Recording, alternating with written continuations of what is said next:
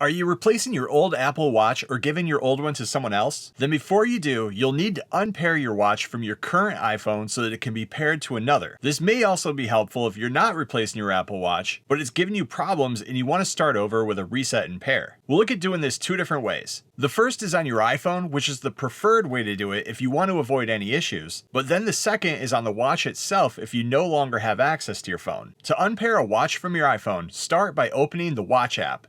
Make sure that you're on the My Watch tab here at the bottom, and then tap All Watches on the top left. You'll then see a list of all the watches that are attached to your account. Tap the info icon to the right of the watch that you want to unpair. At the bottom inside of here, select Unpair Apple Watch, and then again to confirm. If you have a cellular model, you'll be asked to keep or remove the cellular plan from the watch. After that, you'll then be prompted to enter your Apple ID password. Enter your password and your watch will then begin unpairing and resetting. Give it a little bit, and once it reboots, it'll be reset and able to be paired to another phone. But if you don't have access to the phone that originally paired the watch, you can also do a reset on the watch itself. Start by pressing the crown on the right and then finding and choosing Settings.